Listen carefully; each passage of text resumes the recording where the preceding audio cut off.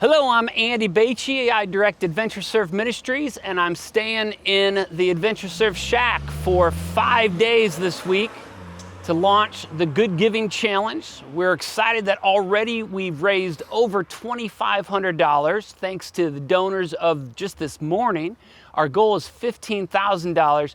Please help us out with this Good Giving Challenge. You've got all the info on our Facebook at bg.gives. So today I'm having a conversation with my good friend Greg Haseloff. Tell him who you are and what you do. Andy, it's great to be out here on the porch with you. I serve as the campus chaplain at Asbury University and have been involved in the spiritual life there for the last 12 years. You and I had a chance to work there together. Long time ago. Almost 20 years ago. So thrill of working with college students and getting to be involved with several college students who have been a part of Adventure Serve and love getting to work with your ministry. Yeah. And Greg, you've been part of Adventure Serve in multiple ways. You've come and spoke to our staff on Sunday mornings in the summertime. You've also helped us recruit people to guide trips and been a good close friend of mine and advisor to me in a sense as ministerial support. So very much appreciate that. So today, and before I get too far on the day, I do want to mention our sponsors of the Shack Week and these porch time conversations that we're doing. We've been really blessed to have the Red River Gorge Cabin Rentals and Thrillsville Adventure Park give to the sponsorship of this week. As well, the West Banco Bank has supported our porch time conversations. We have many other sponsors, but I'm going to mention those two for this conversation. So, Greg, tell me a little bit about, I guess, just some of your experience engaging with either substandard housing or homelessness and those that are experiencing it. You know, being a part of college ministry has always been a critical place of becoming more aware, becoming more immersed into the factors that contribute to the experience of homelessness.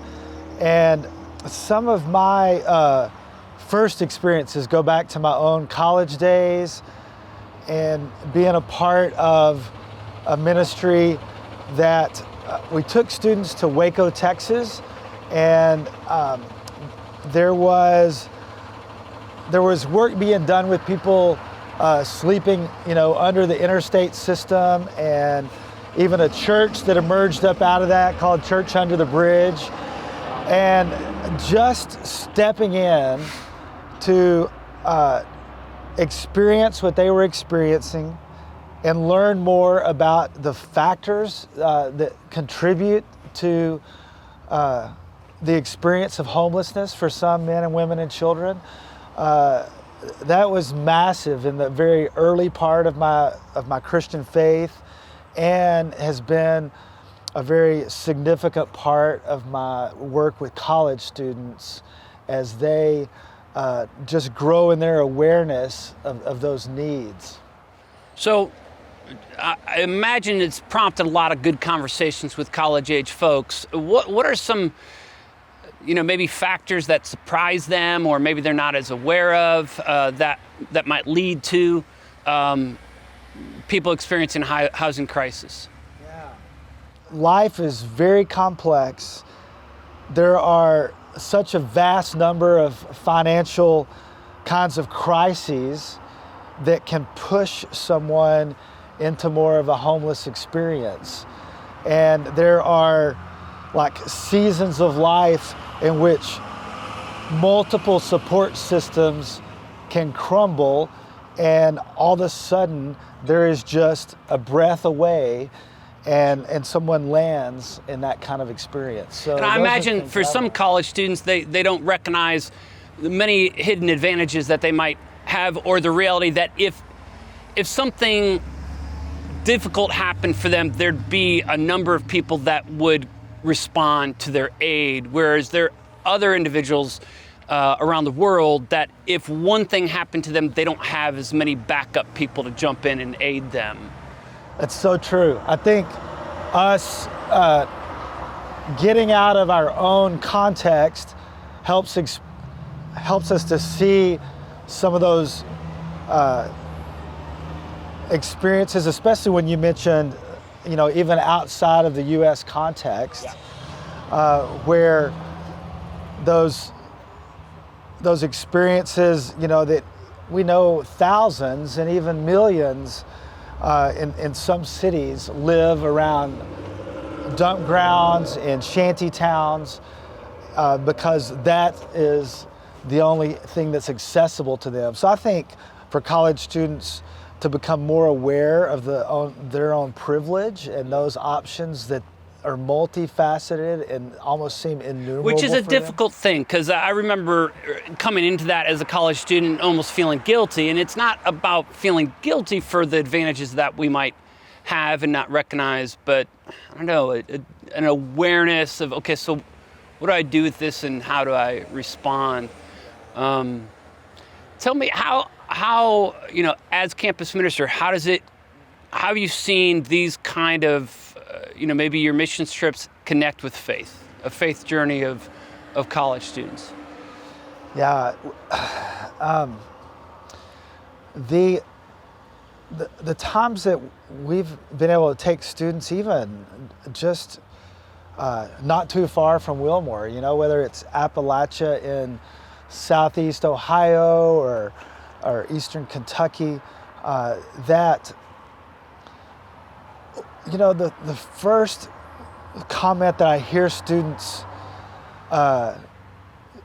so visibly connect with is the gratitude and the joy that they end up discovering with people who have so much less.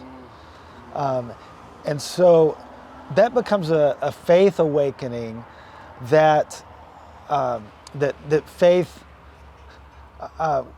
we often, kind of connect the blessings of abundant material blessings to God's goodness. And when they experience people being grateful and having joy that don't have this material abundance, it is very reorienting on their own faith. The longer that you continue to have relationships and to place yourself in environments that are outside of your comfort zone, and in this case we're talking about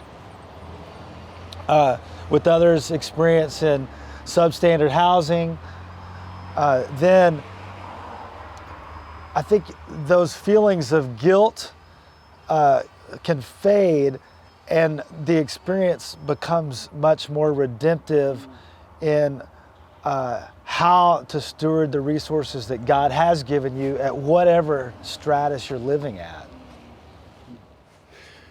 Because there's always going to be people of more wealth than us, and there's going to be people of less wealth than us. And how do we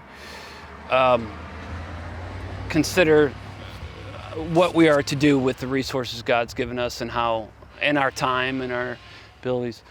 Tell me, is there any scripture or passages or stories of the Bible that strike you as having good lessons as it relates to, responding to housing crises?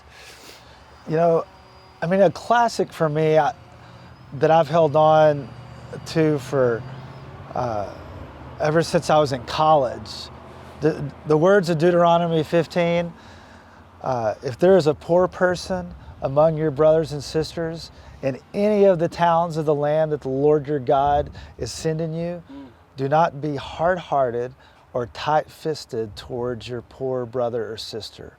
Rather, freely lend them whatever you have. Wow.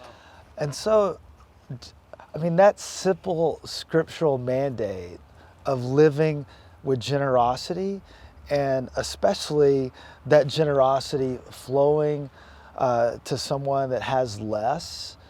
And so that's been a driver for me, and of course, Scripture is laced, from the beginning to the end about us caring for the poor, and I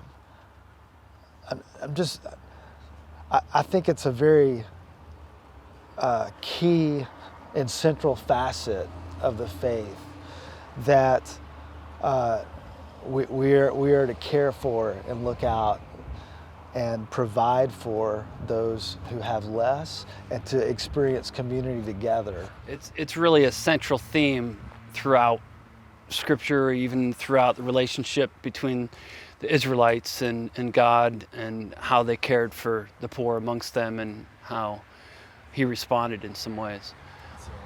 And then, of course, life of Christ. What